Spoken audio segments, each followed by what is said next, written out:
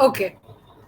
Hi guys, my name is Samruddhi. I am going to pursue MSc in mental health counseling. Hi guys, my name is Ishita and I'm pursuing MSc in clinical psychology. And with us today we have our beautiful speaker, Miss Asira Chirmule. She's also the director and head of Atha Psychotherapy and Center, and she has a specialization in clinical psychology. Right. She's also an associate fellow and supervisor of Rational Emotive and Cognitive Behavioral Therapy, Albert Ellis Institute, New York. She also has trained in CBT from Beck Institute. She's also a Gottman leader. She's also a consultant psychologist at Sunshine Wellness Center in Vasai. And she's also a visiting faculty at Swami Vivekananda College, Mumbai. Yes, so thank you for that introduction, Samruddhi. And now we start with our main topic for today, which is building self concept through reparenting. I would like to tell all Yeah. our viewers that this is a short discussion, this is not a training session. So please keep that into your mind, right? And we Yeah. can start with the questions, Ishita and Samruddhi.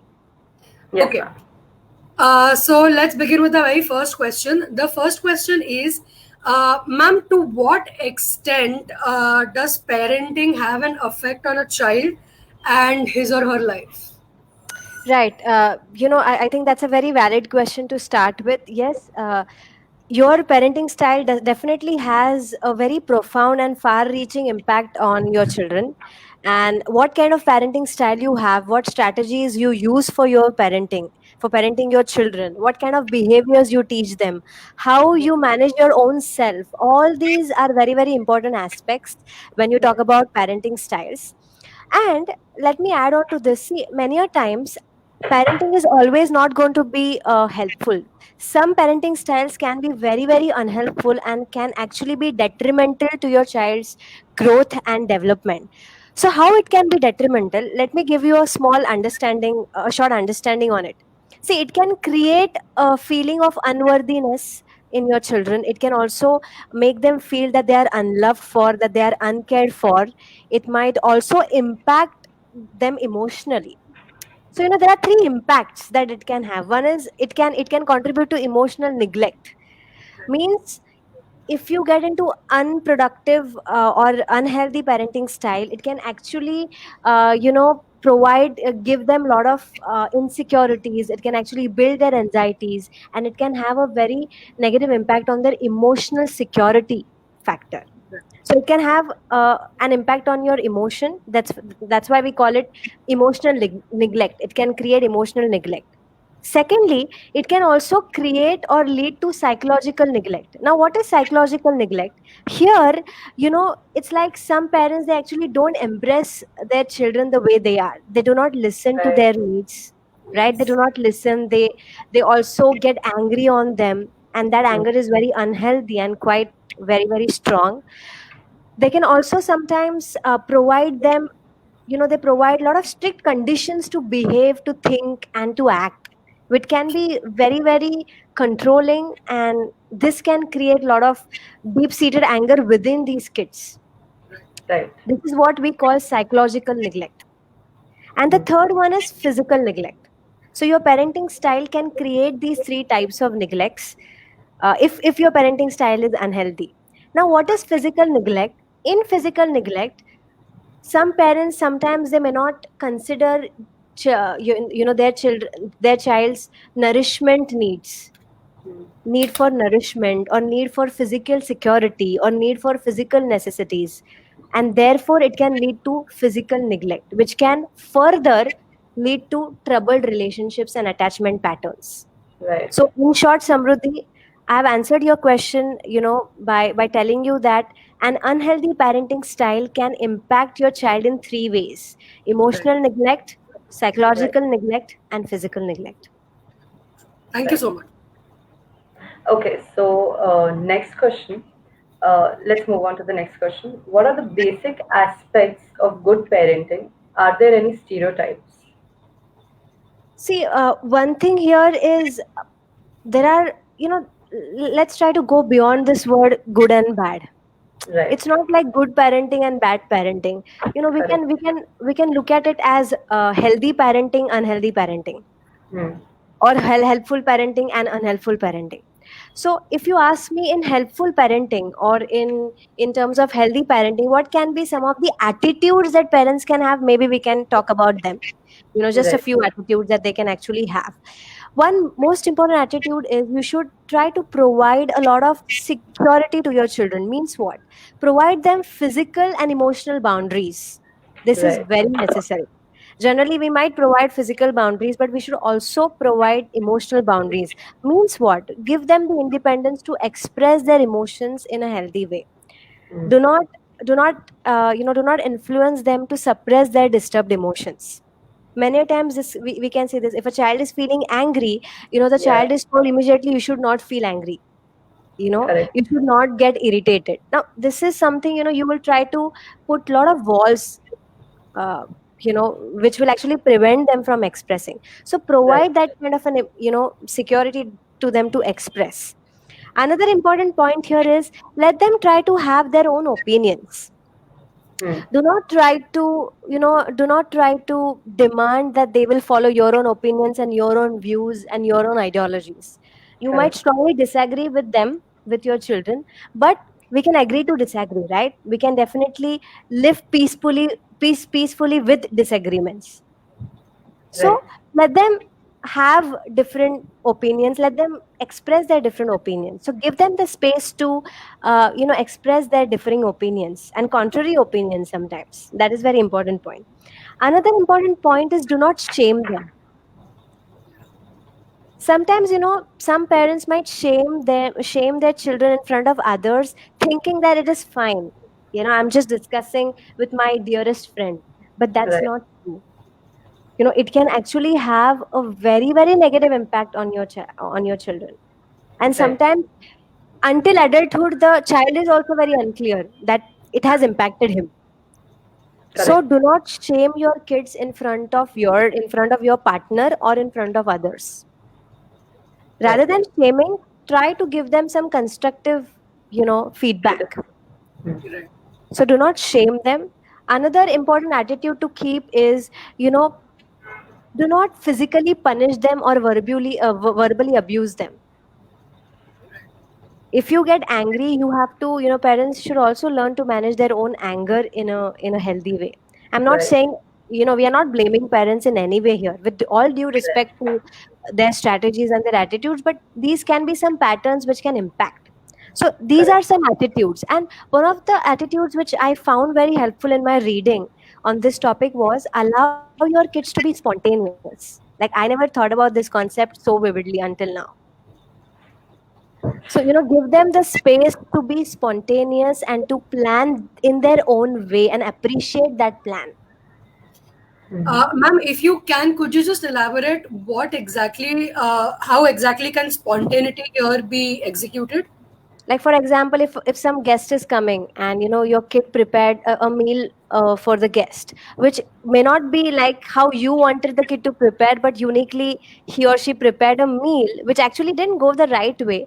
But you can actually acknowledge the kid's efforts there, and acknowledge the spontaneity and the creativity beneath that meal, Right. Right. rather So than you rather focus than on the intent rather than the execution. yeah, focus on the intent rather than the execution. And actually, understand what they thought while they were doing it, what were their emotions.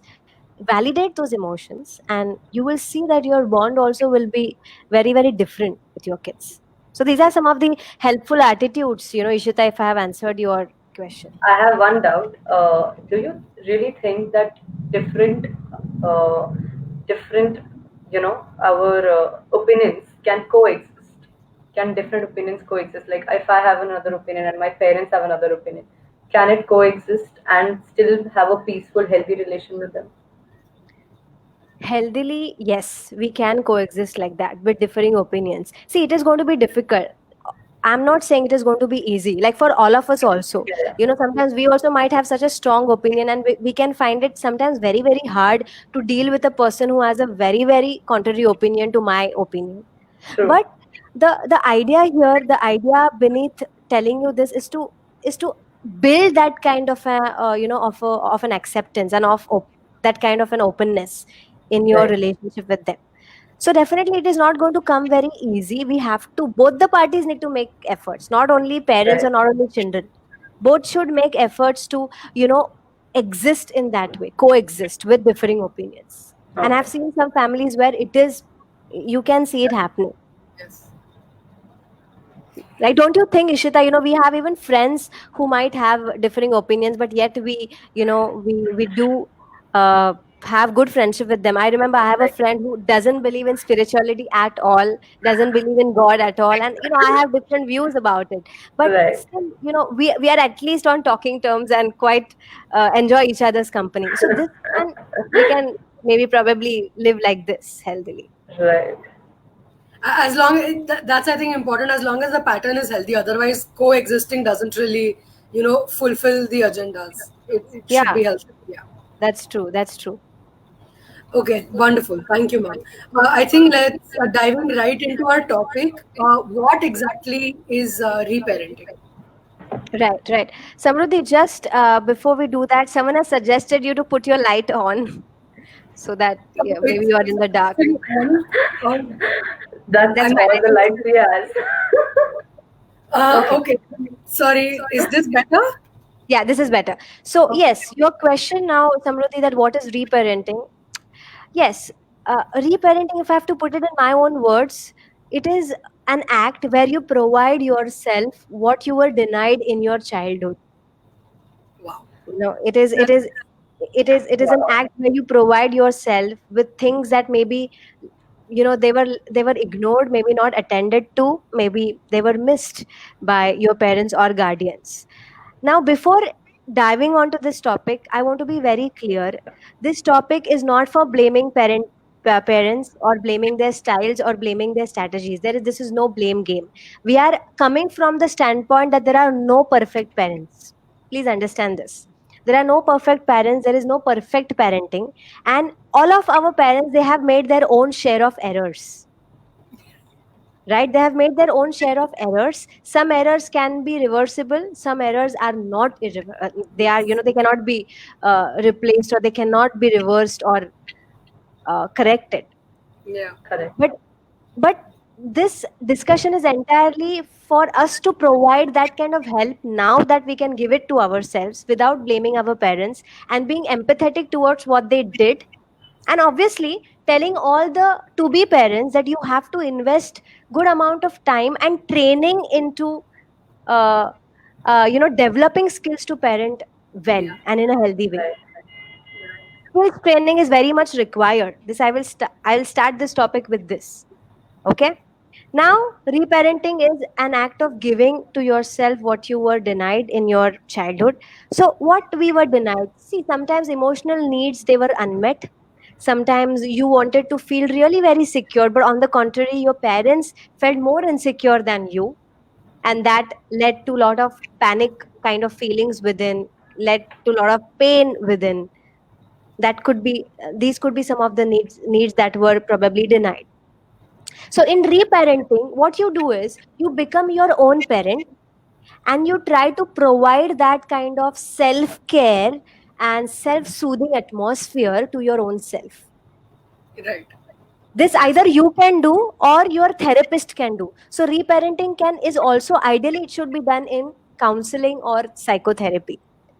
But if you do Right. Right. not have mechanisms to get into therapy, you can then do self reparenting. That is what we call.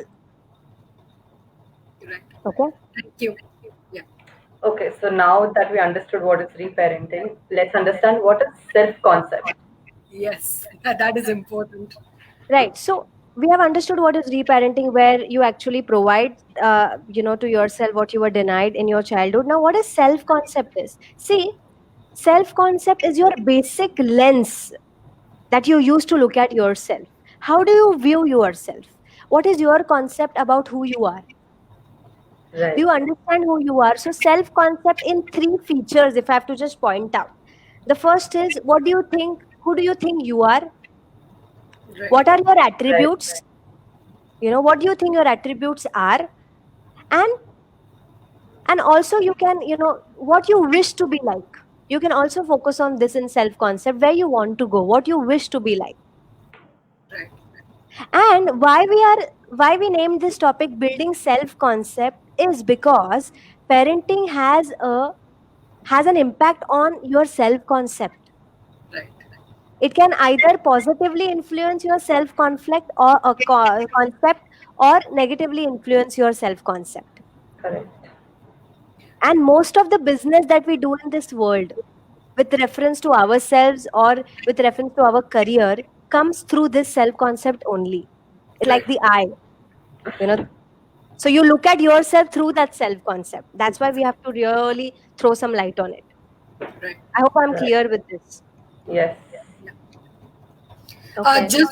Just I think to summarize it for the viewers also. Yes, So yes, we just saw that reparenting is basically providing yourself with what you were denied in your childhood by your parents or your guardians, and how it can affect your self concept is basically if there were unhealthy parenting styles, the way one individual views themselves can also in turn be unhealthy. yes. Yes. Okay. And how That's one great. views themselves is their self concept. Yeah, that's a very very apt summarization there. And just to add on to this summarization, we are not blaming parents or any Right. parenting style. We are Right. understanding that yes, they have made their own share of errors. They have all the right to make errors. They are humans, right? Parents are also humans, but we all need to invest and introspect on what errors we have done, and we have to work on them responsibly. Also, some patterns that suited them well might not suit us. So it Yes, might not even be error. It might just right. be, you know, pure intention. But it doesn't suit this time.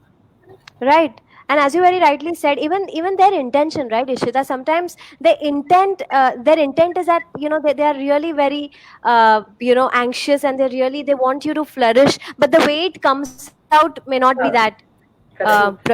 it may not be that healthy. So you have to Plus, understand the intent also there. plus, I think in our society, keeping a child as close to you is considered, the best way of the parents wanting to nourish their children rather than giving the child their own space in order for them to flourish independently. I think that's a very, striking thought that is prevalent in our society. That's I true. think. We have so many kind of ideas there. And let Yeah. us remind our viewers that we are taking questions. Please use this opportunity to ask your questions while we Correct. are in doing this live session. Yeah. Yes. Okay, wonderful. Moving on to the next question. What is self awareness, and what role does it play in reparenting? See, self-awareness comes, it is like you are consciously living. Self-awareness means what? That you are conscious about what is happening within you. You Right. are conscious about what kind of memories you are holding inside you, which can be painful, and some memories can also be very very memorable and helpful to us. So when I say when we are talking about self awareness, we are actually trying to understand where I am coming from today. Right. What was my past like? What kind of ideas I have believed in, or I was influenced with, or my parents have understood, or my parents have taught me. So I'm trying to be more aware of these ideas. I'm trying to be more aware of why I behave the way I do. Right. See, Right. the greatest influence, or one of the great influence that all of us, that we have experienced, is from our parents. It comes from our parents. Yes. So many of our lifestyle ideas, or many of our value systems, or our beliefs are also largely influenced by the parenting that we have had. So you Yeah. have to be more aware of this. So self awareness is an ambience that you get into to be more alert towards why you are in a particular way. What is your baggage? What kind of baggage you are carrying? Painful baggage also we have, and we also have a very very pleasant baggage also, which doesn't seem like a baggage. It's more like a feather. So we have to address, and we have to realize that aspect, right? Right. And in self awareness, you also try to understand that where you need working. See, we all have within ourselves some voice which tells us that you need to work on this, okay? Right. So, self awareness also means you have to introspect on where you need more working, Right. what you should work on more as an adult today. Correct. Like, I'll give you an example, Samruddhi, interesting example here that, like, for example, some clients, they are very unstructured, like their entire approach is very unstructured and they're very disorganized. And Yeah. many a times, the parents only tell me that, I am also like this. I never paid attention to actually helping my child understand the value of organization.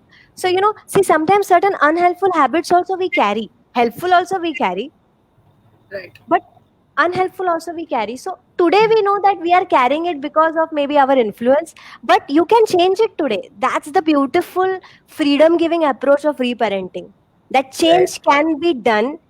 You can be your own provider and nurturer today, Correct. Wow. And I think right? that's crucial. That's crucial because at some point in time we all do it, but then to try and take that forward in a healthy fashion is very necessary to understand that you need to bring about change in yourself, and then to be able to bring out that change which results in something positive and is brought about in a positive fashion as well. That's Right. true. That's Yeah. true. Right. Okay. So shall we move to next question? Yeah. Do we have any questions, Ishita? We can take maybe a question also in between. Okay. I can read one. Yeah. How do I let go of my afflictive emotions, which are part of my habit and personality now? I feel trapped. It's a circle in which I go around and around. Yeah, please answer, ma'am. I shall be grateful. Yes. So I think Deepak Yes. wants us to answer this. So how do I how I let go of my afflictive emotions? Okay. See, afflictive emotions. I think that's a very strong word, but yes, we all have some disturbed emotions within us, and which obviously, if we keep practicing those emotions, so they become a habitual pattern and they become a part of our personality. So most important understanding here which I can give you, Deepak, is try to understand what kind of cycle you are getting into, which is this afflictive emotion, whether it is anger, whether it is helplessness, it is anxiety. So identify which emotion you are getting habituated to, okay, and try to connect this emotion to what you are thinking in your head with respect to the emotion. Many a times our thoughts, they get us into a pattern than the emotion, because we think in a particular pattern, we maintain a particular emotion. So you try to identify what kind of thoughts you have about these afflictive emotions that you are experiencing. That can be very, very helpful. And one more thing I can tell you here, Deepak, is when you are experiencing these afflictive emotion is self awareness. You have to practice self awareness. Means what? Every day at least 10 minutes sit with yourself, okay, and maintain a diary, and make two columns. On one part you can write the thoughts that you get, and second column the emotion. So like for Right. example, now I'm feeling anxious, just note down what you are thinking in your head. The next thought, the next emotion, maybe after, like for example, 2 hours you are feeling very angry, try to note down what thought you are having and see the relationship between the two. So because we are thinking in a certain way, we are feeling a certain emotion, right? Right. And Deepak, please stay tuned to our next sessions. We are going to talk about how to work on our thinking styles also in the next sessions. And also, one line that you said, we can be our own provider or nurturer. I feel it gives a lot of self control, because Yes, of which negative emotions can also, calm down a bit. right. And maybe probably when I share some reparenting strategies, it will help Deepak Right. also to answer his question in a more descriptive Okay. manner. Right. So, next question that we move on to is, what are the various forms of reparenting? What are the merits of self reparenting over the other forms? Right. See, forms are many, but let's not go into very much theoretical understanding of reparenting. But I will give you just easy forms so that you understand. See, one major form is spot parenting, which I have like read upon. Spot parenting means what? That you have to actually go to your past childhood experiences, which you distinctly remember, which are Right. obviously unpleasant. See, as I said that earliest recollections are very strong in our mind. See, pain is very much related to our earliest recollections also from the past or from the childhood. So we all have, like Samruddhi, you, me, and Ishita, we all have some distinct experiences, maybe from our guardians or parents, where we felt like we were not emotionally considered or we felt our emotional needs were unmet. At least there might be one or two instances. Right. So go back to those instances and do some work. That is known as spot parenting. Okay. Spot. You go to that incident and you work on it. Right? And the second strategy and the second form here is known as self reparenting. And now, as I said, not everyone can go to therapist. Let me tell you, everyone can go to therapist, but they don't choose to go to the therapist. Right. So I would also, make this very clear that please approach counselors and psychotherapists for your some issues, and it may not be major issues. One or two therapy sessions also you can take to develop yourself. Yeah. Right. But self reparenting is you become your own therapist and you become your own parent, and you provide that kind of warmth, that kind of unconditional acceptance, kindness, right? Security Right. to your own self, which you were denied maybe or not given or not attended to in your past. So these So are the two forms. in self reparenting, basically every aspect, every feeling, that every emotion that we feel was not provided to us, we kind of pick those out and try to provide ourselves with them. Right. But Samruddhi, we should not be like, kuch to hoga hai, so let me search. Don't go with that approach. No, definitely. So don't keep on digging stuff. You don't need to dig stuff, but you need to understand that we have a general awareness, which are 2-3 incidences which might impact me in a negative way.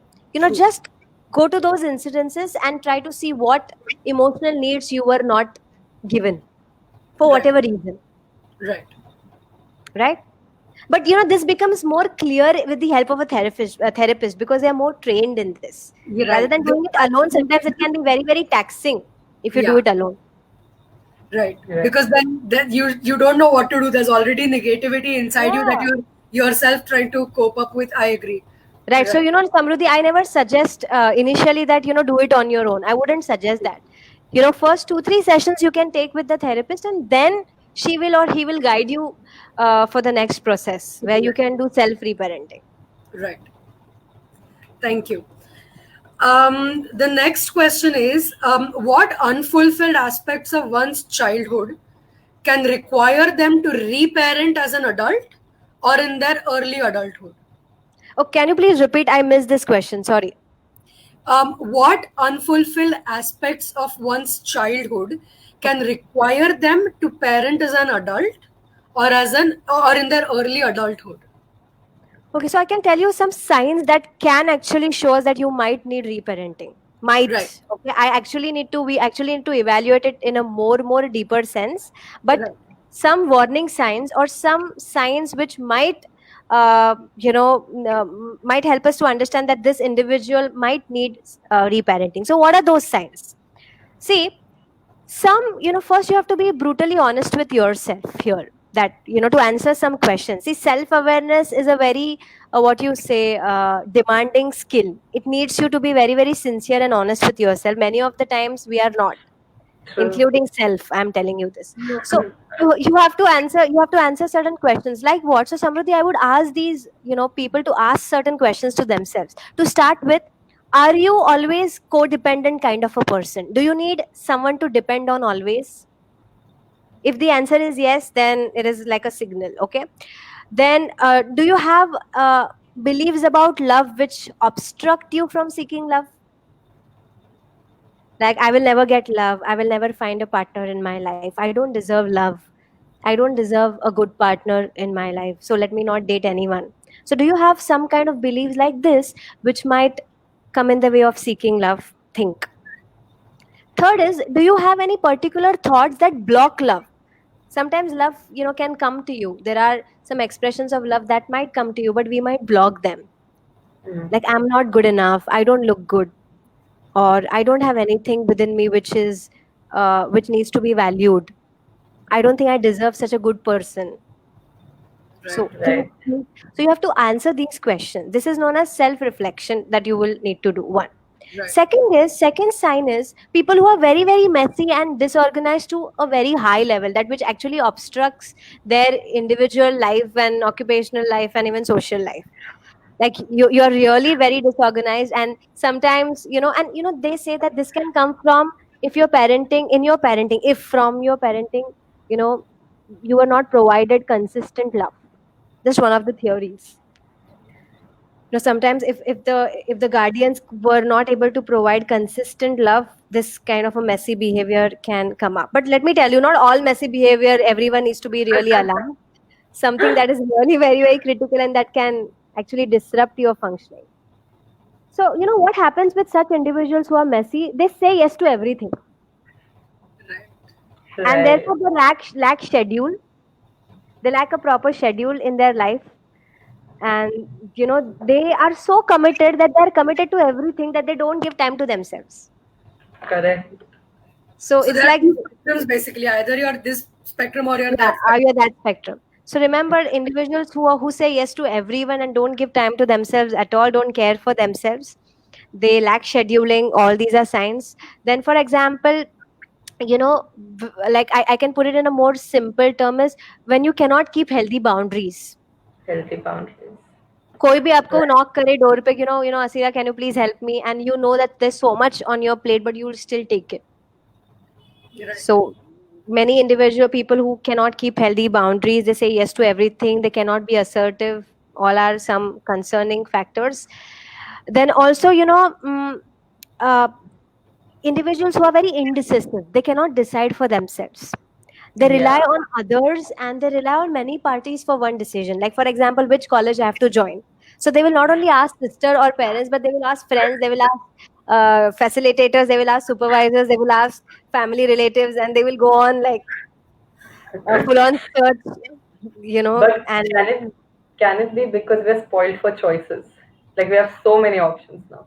that can be true. But see, so many options we have in many in many stages, right? Right. So remember, indecisiveness to the point that you are highly confused and you are disturbed in a Right. negative fashion, that you become so anxious. So when you approach others, it doesn't clear your anxiety or clear your confusion. It adds Makes you to your more. Adds to confusion and makes you more and more reckless sometimes, and sometimes makes you more cautious, that you Correct. cannot take decisions. So that Right. level of indecisiveness. Okay. So, and you know what, Ishita, in this indecisiveness, they are actually trying to point out that these individuals are not able to recognize their own needs. What they need Right. only they don't know. Right. Someone is telling me to join this college because it's very fancy, and you get a good group there, you'll have great socialization, great nightlife. So you join that college. But what about your needs? Do you really want that? Have you ever thought to yourself what you need from it? So we need Right. to think on that aspect. And other signs could be that some individuals, they feel guilty whenever they stand up for themselves. These are also signs. So whenever an individual is standing for herself or himself, he might feel very guilty and he doesn't do what he wants to do actually. That could be one sign. Individuals who feel inadequate within, they feel that they have not achieved much, they feel incompetent. Even after achieving, they feel this, and it needs to be maintained. Remember, we all might go through some or the other signs here. As I said, we all have had certain styles in parenting which may not be helpful, which clearly we see that those were not helpful, and we have worked on it. So Right. all of us, some or the other point, we have done reparenting, knowingly or unknowingly. Now just we have to Yeah. do it very consciously. See, we know sometimes, like I remember sometimes, like like my father or my mother, they used to keep saying that you need to really work hard and be on your toes and study well. But later I realized that study is not the only factor. You might have so many other things. Obviously they had it in a very different, they said it in a very different attitude. But now I know that that's not the only aspect. There's so many other aspects which might be very, very helpful, Right. and which might make you who you are than just academics. I think something similar Ishita and I used to do after we used to get done with the course. We used to return an auto mein baith ke. It was a full introspection, self-reparenting. Okay, so today we learned this on the basis of this. This is how we can connect the dots where, some strings were faulty and maybe we can work on this aspect. Right. And all But of us, like, we have done reparenting knowingly or unknowingly. We just have to do it more consciously now, right? Okay, so can you suggest at least 3 techniques for reparenting? Yes, I will be suggesting 3 techniques for reparenting, which I have kept in my mind also. I just should not forget them. So I've also written them down. Yeah. So most important technique, which I think, which will help all our viewers, and it helps me also many a times, is you have to try to, get into self-care approach. Like, see, such an hectic schedule we all have so many priorities and so many responsibilities, so many tasks to tick on and check off, right? So sometimes we might not get into self-care approach. Self-care is most important. So you have to give yourself time to reboot, to feel more good about yourself, to relax. So that self Right. care can be anything. Sometimes, your work can also provide self care if it has that kind of an ambience. Right. So self care approach, please see to it that at least 20-30 minutes in a day you give time to yourself, where you are just true to yourself and you invest time in yourself. It could be with a cup of tea. It could be, like, I remember my sister does a lot of drawing and all. So I think that's her maybe self care approach. Right. So something like that. You have to find which is your own space. That is one thing. Do you agree with me, guys? Definitely.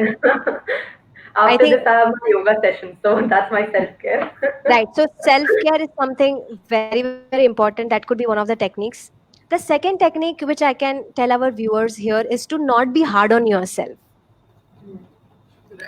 So you have to try to be you can definitely judge your behavior at times, but do not be hard on yourself and do not be pushy about your targets. Right. So just relax and try to do whatever you can, and do not be self critical. When I say don't be hard on yourself, I'm saying do not be self critical, because many a times some parenting styles can actually influence a lot of perfectionism within us. Right. And I see this most in adolescents and adults who come for sessions. Like, they are so perfectionist kind of attitudes they have, that they are great achievers, they're high achievers, but emotional flexibility is not much, acceptance is less. So Right. another easy strategy is to not be self-critical. Be self-observant, but don't be self-critical. Right. So try to distinguish between these two aspects: self-critical versus self-observant. And let me tell you, society, your institution, your parents, your teachers, your sisters, your society members, your neighbors, many people can influence you towards perfectionism and push you there, but you should not get pushed. People are going to push you, but you should know where to stop. So the third Right. strategy, and the most important one, is clearly chalk out your boundaries. Means, decide what is okay for you and what is not okay for you. If something is not okay for you, better tell the other person that this is something that I can take. Beyond this, if you go, I won't be able to adjust to that. So here you're not being selfish, but you're being very clear that only this is something that you can adjust. See, every time one person cannot go adjusting. It can be very, very demanding for that individual and exhausting. True. Very. true. So you have to even maintain healthy boundaries. Decide with yourself what is okay and what is not okay. Correct. And just to add on, just to give you one more plus one strategy to our viewers, is that have control on your temper tantrums. Don't lash on to others, or don't throw your anger on others, or don't throw your hatred on others. Because Right. we have in our own family members and friends, we have easy targets. where we might, you know, which we might lash on to. So be conscious of that. We all do this. We all do this, but we have to be more conscious and try to understand that you have to be more self-observant for that if you have to be conscious. So don't lash Correct. on. Take responsibility for your own feelings, emotions, and thoughts Mhm. and actions. Right. That was a heavy answer, but thank you. Noted and will be worked on. Yeah. Do So you want? I have Ishita, I have this interesting question here. But then, how do I grow? I feel self-criticism is important. Yeah. See, Right. Deepak, I said here, right? You have to be self-observant, but not self-critical.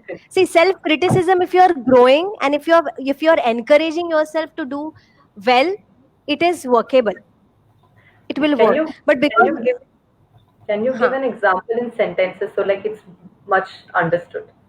right, so self-critical is something like, if you are self-criticizing and if it is not working for you, you are saying, Asira, you're so stupid, like you make the same error always, you're so disorganized, you can never work, you can never be independent. And because of these thoughts, I'm not actually working on my uh, disorganization and Right. messy behavior. I'm just blaming myself and repeating the same pattern. But if I'm self observant, I will be like, okay, Asira, you have started this mess again.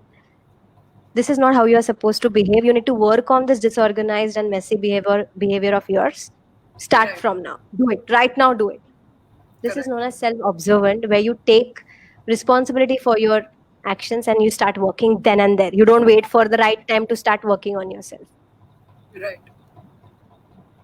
Also, there's this one question that catches my eye. Is it Hmm. appropriate to take a stand for yourself when you feel that the parenting that you were receiving is harming your self concept or mental state? What do you do in such situation? Okay. It is by Niyati Punjabi. Yeah, near the Punjabi, yes, I read that too. So, is it appropriate to take a stand for yourself? Yes, it is appropriate to take a stand for yourself and to have your own opinion. And, if you think that the parenting style or the parenting strategy that you have received is harming your self concept or state, sometimes you can be very assertive about it to your parents also in a very Right. kind and empathetic manner. You don't, as I said, this is no giving approach. This is a freedom giving approach, right? So you can actually tell your parents that, what, when you do this, when you get this anxious, like, I'll share an example. I had a client who was in 10th and he was appearing for an exams, and he got very, very anxious just the day before his main paper. And he told his parents. And seeing that the child is getting anxious, the parents got more anxious than the child. And the whole, it was like a whirlpool of anxiety. Correct. So Yeah. in such a situation, if you know that your parenting strategy that your parents are using, they are also getting anxious, you can tell actually them. Sometimes telling them is very important True. in a right manner. So how will you tell them? So you can say something like this. I understand that you care for me, but your anxiety is actually contributing to my level of anxiety. It is not helping me in any way right now. So can we find out some way of working here, because this is absolutely not helping me to grow and to Right. remain calm, right? So can Right. we do something about it? So it is a we approach that you should take, and you should tell what is not working to them. Only then they will understand sometimes. And sometimes even after telling, they may not understand.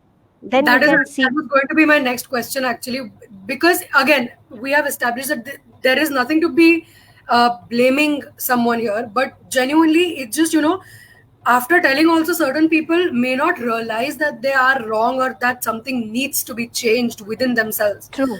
How True. how does the other person try and combat that? That's true. And this is quite sad, but this can happen. Yeah. No matter how much you tell the other person, sometimes they are very, very strong. They have very, very strong opinions which you actually cannot change. Only with their consent we can change those opinions, Yeah. right? So sometimes it can be very tricky in those situations. But I would again suggest you can probably opt for family therapy or family counseling. Even if that is not a place where they can come, the best approach is to change your approach. You keep doing what you want to do and try to establish boundaries with them. You can tell them that, when this happens, I don't think I will be able to adjust to this kind of a strategy. It's not working for me. Right. So over and over telling them in an assertive way definitely helps. Right. Thank And you so even much. even if that doesn't happen, as I said, we can reparent. That's why self reparenting, I think, is the beautiful topic that you guys both have chosen today. It's a Thank very, very you. unique and a beautiful topic, which actually gives control. Someone said here, taking control of your life in your hands. Right. Don't you think? Yeah. Very crucial, very crucial. That's why I think we came up with it. It's very important. And also Yeah. with blame game, what happens? We are triggering someone's defenses. We are hiring their defenses with blame Right. games. So most Right. And likely it's they like, right. And sometimes they may not be ready to see the mirror so soon. right. Right. You are showing the mirror, but they may not be ready to see it. See it. Right. So if you really blame them, then they will, as you said, they will get onto a defensive mode, and they will keep giving justifications, which will keep maintaining the conflict. Right. Correct. So I have already said in the earlier session also that I had, try to use you messages in your conversation. Sorry, not you messages, I messages. Use I messages in your conversations, and try to be empathetic Hmm. towards the errors that your parents have also done, because see, we don't know, if we become parents, maybe we might also do some new set of mistakes. Correct. True. So it's like, Because I think, as you said, there's no right and wrong to parenting. Yeah. There are those set of mistakes that our parents made, maybe their parents made, and we'll make with our children too. But I think we try our best. Again, I think, as Ishita had pointed out, that the intention may not be incorrect, but then finding out the pattern which is incorrect and then rectifying that is crucial. Right. So that's why, and as you said, Samruddhi, that maybe their patterns, the way they were parented, this is an interesting point. You Yeah. should understand, sometimes, many a times, they behave in a certain way because they were taught those patterns, and they have, Correct. without being aware, they are maintaining those patterns. That's why It's a self-awareness. it's a vicious cycle that is transferred from generation to generation to generation. It just keeps going. Yes. Right. Generation.